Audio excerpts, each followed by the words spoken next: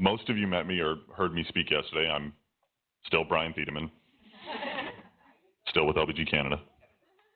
Yesterday I spoke a lot about individual company examples with investment or the ways that corporations were investing into the community.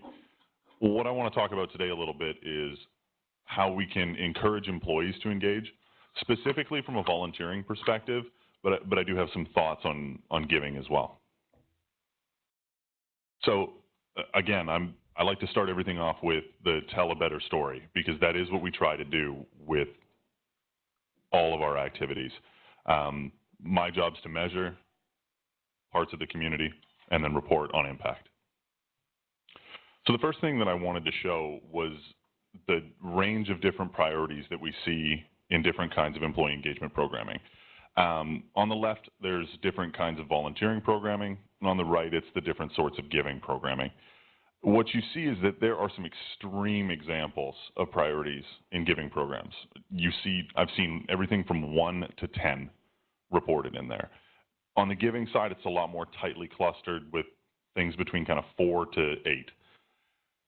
Now, that has a lot to do with differences between industries, whether different organizations can have volunteering programs or not, and we'll look at that again in a moment. What I did want to show was just how wildly different the priorities can be. When we start to look at how different the priorities are, the other thing that you see is that the participation rates in programs often don't match the priority of the senior leadership. So this is one of my favorite images, and I know Stephanie loves it as well, because it just shows how vast the difference can be between the priority placed by senior leadership or perceived of senior leadership and the actual participation rates of the programs themselves. And this could indicate either missed opportunities for employee engagement in the case of during work hours for this particular example, or an opportunity to evaluate maybe different places to put your resources for Dollars for Doers programming. Now, we talked earlier, or just 2 slides ago, about the difference in sectors, and the participation rates and the ability to engage employees is, again, vastly different from one organization to the next.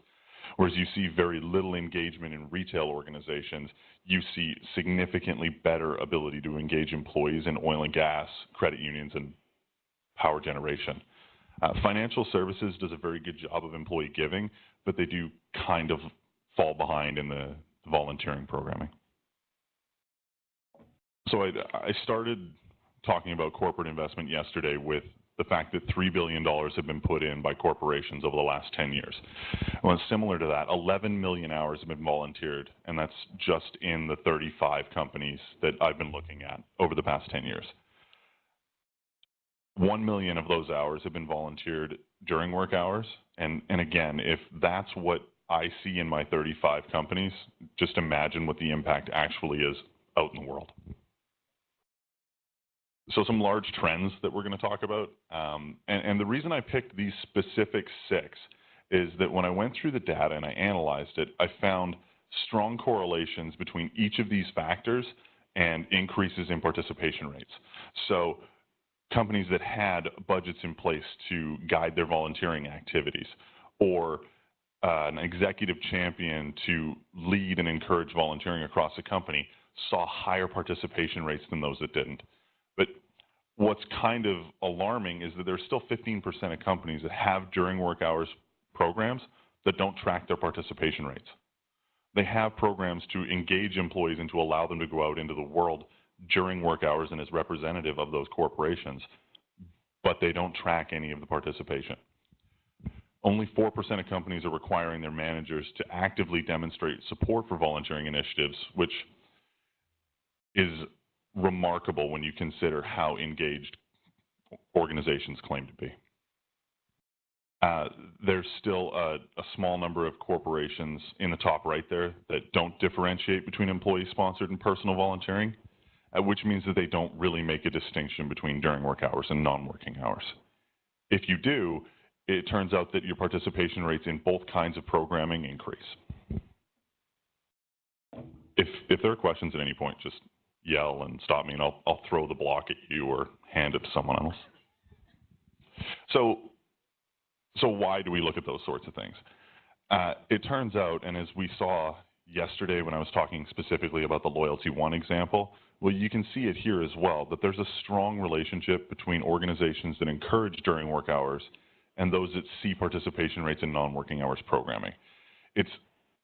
And again, we talk about the culture of volunteering and the culture of different organizations, and it seems as though that permeates through the programming as well, in that a company that encourages during work hours programming will almost always see higher non-working hours participation rates. So one of the things that's neat about what I get to do is if we look at each one of those dots that was on there, every single one of those dots was one company. So what I get to do is I get to take it from those big spreadsheets or those big scatter plots and bring it into something like this. This is one specific organization's history of volunteering and priority over the past 4 years. And what it shows us is that the non-working hours and during working hours track together very cleanly, and they track with the priority of the organization. So it's not enough to just look at the trends. It's extremely important to look at each individual organization as well to find out what they're doing right and where there are opportunities for them to improve what they're doing. You saw the priority drop from 2015 to 2016, and you see a concurrent fall in the participation rates for both programs. So it's not enough to say that you support these sorts of activities or that you want this sort of programming. The senior leadership really needs to be involved in showing that.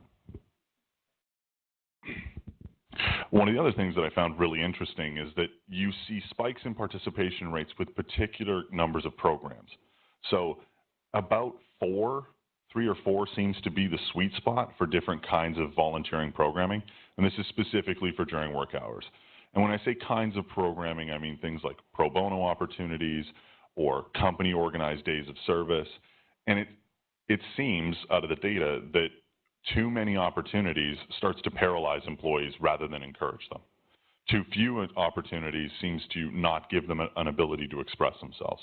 So there is an ability or an optimal number, and it seems to hang around 3 or 4 in my data set. It might be different, but that's what I found. The other thing that I found, and this was a really interesting relationship, is that you see a bump in participation rates with a couple of allotted days for volunteering and then a fall afterwards. So like we talked about on the last slide where you see too many opportunities overwhelming people, it's almost like you see the offer of multiple days of volunteering as people being afraid to waste those days. I did some work last year with a company that offered 7 days of volunteering and then an additional 7 for international volunteering. And we saw extremely low participation rates. And that had a lot to do with people just being afraid that they were going to waste them. So it seemed to me that a small number of days encourages employees to participate more so than this vast amount. One of the things that I kind of expected when I was doing this is that you would see, other than that one weird company there, that the participation rates would fall as the organization got larger. And it makes sense to me when you think about it because the personal connection's not really there. If you don't know everybody within your organization, especially when it's 60 or 70,000 people, it's hard to motivate them.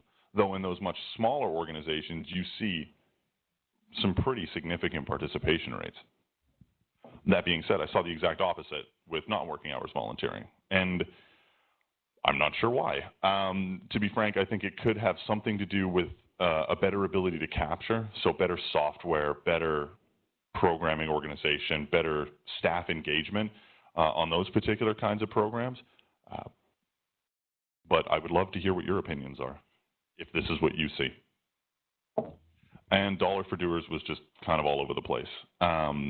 It seems to be a downward trend, but there's some pretty significant places where it just spikes for almost no reason. So I talked about volunteering from an hours perspective, and yesterday I talked about stakeholder contributions. So I want to get a little bit deeper into employee giving specifically for the next little bit. But again, I'd just like to remark about how large this amount of money is. And to remind us all that it is an employer part at the same time. So of that $334 million that employees contributed over the last 10 years, $97 million of that was matched by employee funds. So there's a double dipping effect there on the valuation, but that's still pretty unbelievable from an amount of money contributed. And that $97 million is a part of the $4 billion or the $3 billion that have been contributed over the past 10 years. So just some historical perspective on what giving participation and giving rates have looked like. 2015 was pretty bad from a giving perspective. Economic hardships pushed down the giving participation as well as the amount that employees were able to give. But you saw a sharp spike in in quantity given from 2015 to 2016. So participation rates are down to about 26%, but the amount being given by each employee has almost doubled. So some trends, again, that are matched with increasing participation rates. Communication strategies seem to be extremely important. An ability to talk to your employees about what they're doing and about what they're getting involved in, as well as to communicate the successes of those programs. But the average proportion of employees, when you correct for company size, is only 17%.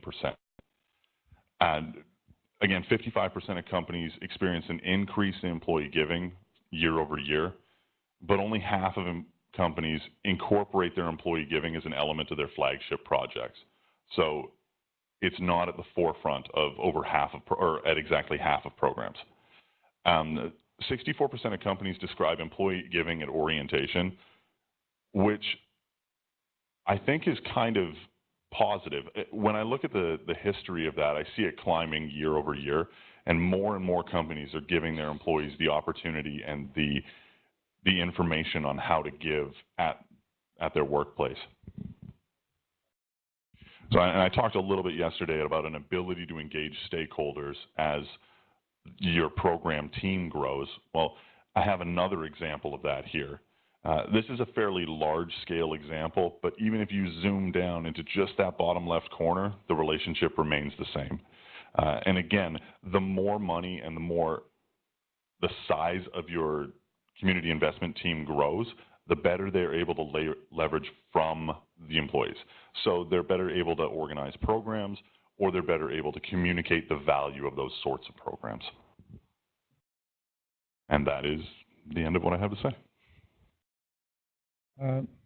I just have a question, not about specific statistics, but one of the things that I find a little bit problematic in companies reporting on what they're doing with respect to volunteerism and donations, this may not be a popular opinion, but I just find it problematic when companies refer to their giving and their volunteerism to include the giving of employees, from employees, and the kind of the independent volunteerism that their employees are doing. I think it's really helpful to be able to talk about that, but to put that into an overall bucket to say what the giving is, to have that as a component, I'm not suggesting that that's something all companies do, but I've certainly seen many companies do that in their corporate responsibility reports. And to me, it's just something, as someone who's involved in reports quite a bit, I find a little bit unsettling, just because it seems to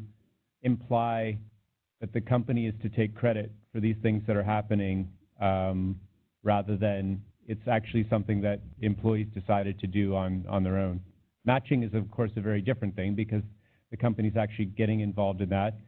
And even before, for employee giving, the company may be encouraging people to do it, but ultimately it's coming out of the employee's pocket, or the time is coming out of their time that's happening after work hours. So I just wondered, if you guys have a position in terms of how to be addressing that in a way that can continue to help the reputation of the company, but also to position in a way that is, frankly, in an ethical fashion. Yeah, so maybe I'll start, and then Stephanie can contribute whatever I miss. As part of the LBG Canada program and methodology, we separate the contribution of employees from the contribution of the company, right? So when we report on volunteering, we report on during work hours volunteering as company contribution, but we're very clear to separate out not working hours volunteering as stakeholder contributions. So they don't go into the same bucket that way. When I aggregate things together, I look at total hours volunteered just because the impact in the community is really what's important there. But not in this presentation, but I frequently separate them out to show which entity is responsible for which piece. On the giving side of things, again, we separate out that which is contributed by employees, but we're also cognizant of the fact that employers like to see their matched amount shown sometimes separately. So I'll say that employees gave $100 million and employers matched $50 million of that, right? So while it's important for the company to see their contribution and their ability to leverage their stakeholders, it's also from a data integrity perspective critical to keep them separate. Does that answer your question? Awesome. I would just add that from an LBG Canada perspective, we would actually say that participation rates are more important than total amount given. One of the things which I think a lot of companies don't understand is that they actually can have very high matching rates. So we've had companies say that they will match up to $20,000 or $50 of employee giving, but it's pretty likely that the only people that will be taking advantage of that matching opportunity will be their senior executive team. And I think that companies don't actually stop to think that they could actually disincent somebody from giving, because they're going to say, well, I have $100 to give. You obviously have much more than I. My $100 actually doesn't really mean that much because it seems like a lesser amount. And so we caution people to think about what the purpose is of their matching rates. Typically matching rates that high or for senior executives to actually match their alumni program. So, I mean, if you dig into the data, that's actually what you see. But at the end of the day, we would get people to really focus on participation rates more than the amount given by employees, and that's where you can get the engagement strategy more aligned with that activity. And the last thing is, from a volunteering hours reporting perspective, we would really only encourage companies to count hours that they were involved in organizing. And so we wouldn't even include matched volunteer hours in that number. So there's the hours that happen during work hours, there's the hours that happen during non-working hours that the company is actively cultivating, encouraging, and supporting. And then there are hours that are matched, which we actually wouldn't even count, because that is recognizing individual initiative for sure. And that does become very personal. And one of the things that we see is that companies that do exactly what you do tend to turn their employees off from sharing their stories, and their reporting numbers will actually go down over time because people don't like to feel like they're being sucked into a story that's actually becoming somebody else's when it was from their own initiative. So there's some best practices to encourage anyway. Yep. There's a question from the webinar. Could you share some examples of how the community investment team can leverage employee giving to drive impact? So actually, a part of that would come from the overlap with, part of that would come from the overlap with your flagship programs. So companies that you see inviting people to do something meaningful, and of course the definition of meaningful will come from the person who chooses to give their money, but where you see those opportunities being seized, it will be a flagship program that's a signature initiative that the employee feels that they want to be a part of, and then that could be participation through volunteering, and it could be participation through giving. But typically that greater impact comes from aligning with the flagship program, or Bryan referred to that huge dip that we saw in participation in giving programs and the amount of giving in 2015. In 2016, what we did actually see in Alberta in particular was companies actually making significant increases to their matching rate. One company in particular, and I'll name Synovus. I won't get in trouble for this because I think it was such a forward-thinking initiative. So those of you that aren't focused on Alberta right now, a lot of people laid off. Food bank usage going through the roof over the last 2 years, and it's a constant problem now. It's not in the process of being resolved. And so those people that are still employed are actually giving more, and their employer, in this instance, Synovus, is actually matching their gifts at a higher level than they were 2 years ago. And I thought that was a really interesting way to engage people in a giving strategy, saying, not only do we care about what you care about, but we really value your generosity, and so we're going to match you at $1.50 per dollar, whereas last year, in good economic times, we were matching you dollar for dollar and doing something else with our additional funds. So that has been a significant example of deepening engagement through giving programs. A question and a comment. On a few slides back, there was a pie chart about employee giving. No, one more back. Keep going. Oh, maybe not. So there was somewhere in there was a figure about the percentage of participation in employee giving. Just seemed really low. So it must have, maybe it was further towards the end. Sorry. Anyway, I don't know. Okay.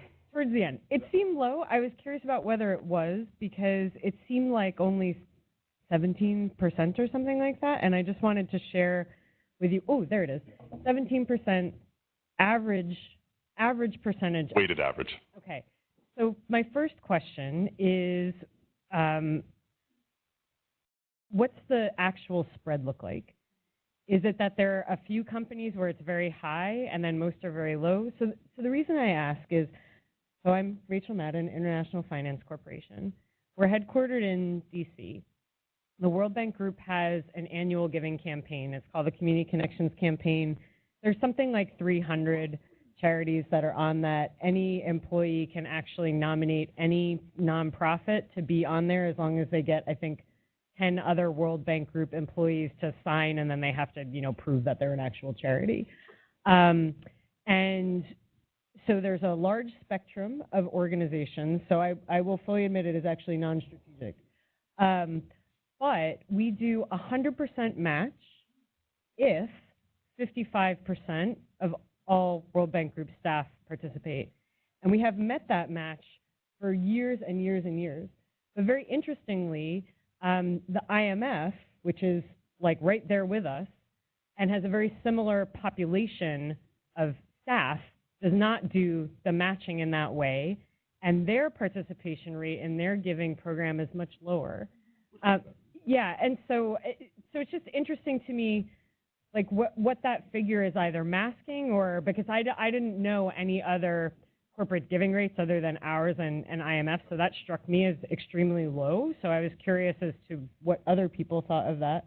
And then I just wanted to, your comment on the, do we take credit for work that isn't ours, which is, for me, that's how I see it, is that we should not be reporting our staff on their own volunteering that wasn't supported in any way, because that's exactly what you're doing, just taking credit for someone else's story, and I just think it's wrong.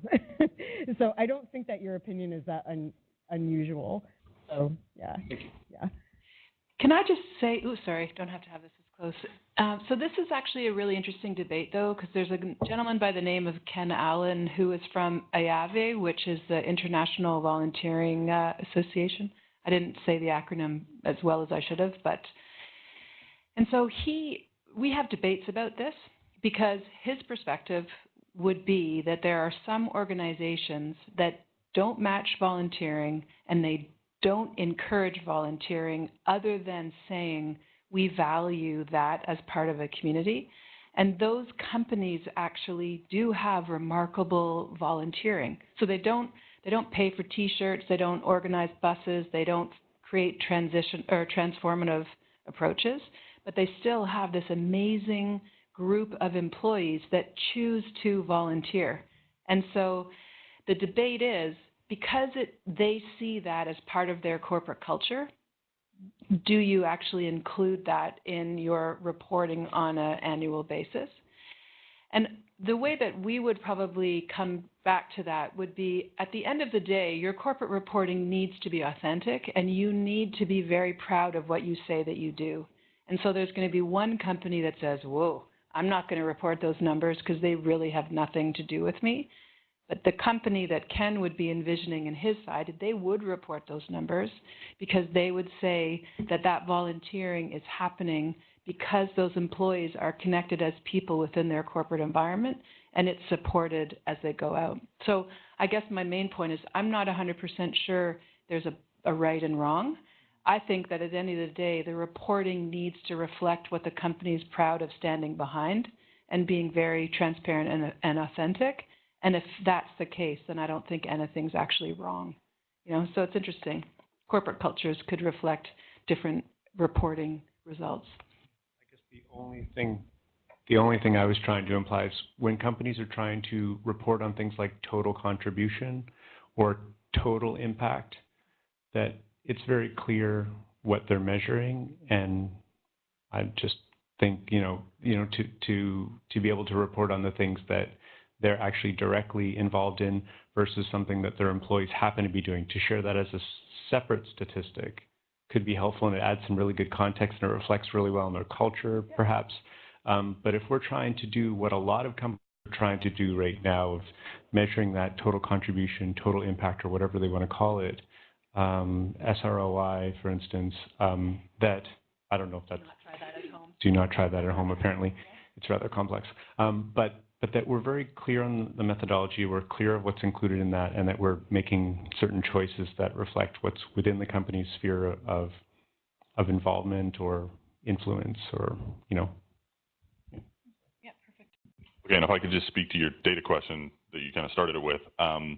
So the average participation rate among companies was about 21%. 17% of all employees participated. So I know that kind of sounds like the same number, but it's not. If you look at the number of employees, so there's, 80 of us in this room, and 40 of us volunteered, but we'd say there's 50% of us participated. But if our individual tables had different rates, it could throw the average off. And the reason why I publish kind of both statistics is that it's interesting to see that there are some large companies that are kind of pulling down the participation rates. Right. So if the average is smaller than, if this is smaller than the other number, what it shows is that there are some larger companies with some very low participation rates. And I know that one or two of the companies within our group are over 10,000 employees and have single-digit participation rates for matched giving.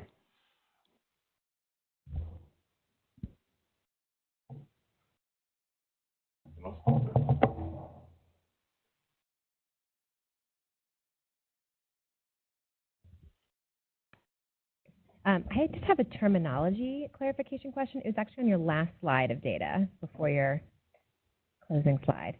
This one? Yeah. Tell me about your... No.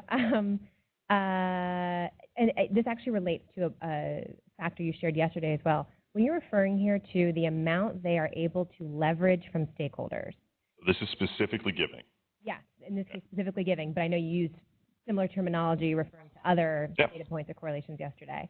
Can you just define a little more specifically what it is that falls in the category of amounts leveraged from stakeholders and who the stakeholders are defined as in this scenario? Is it the beneficiary organization? No, so in this particular case, when I say stakeholders, I'm specifically speaking about internal stakeholders to the company. So this example is just employees.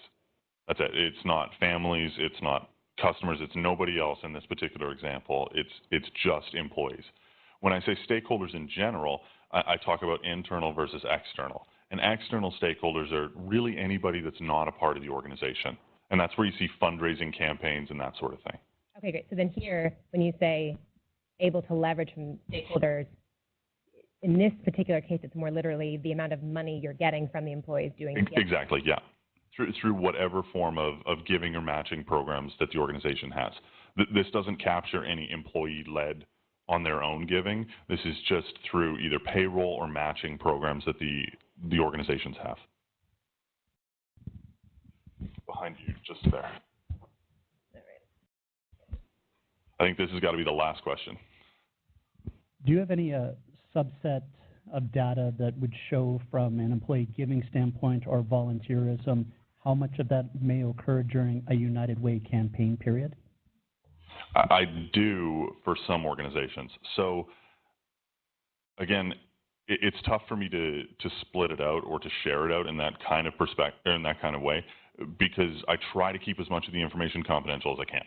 So for me to specifically split out employee United Way campaigns, there'd be a certain proportion of companies who know they're a part of that and would be able to spot themselves in there and know the other people. I guess more to your point, I'm not sure why you would look at the difference between the two of them, though.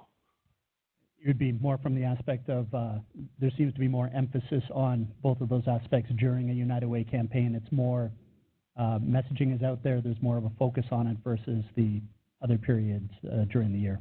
Oh, I see what you mean. So looking at that specific point in the year versus another point in the year, or all other points in the year. I guess what I see is a range of participation rates regardless of a United Way campaign. So organizations that have United Way don't have a statistically significantly higher participation rate than organizations that don't. So there is a little bit of a link there, but at the end of the day, it comes down to an organization's ability to engage its employees. And you can do that with or without a United Way campaign, as I see from the data.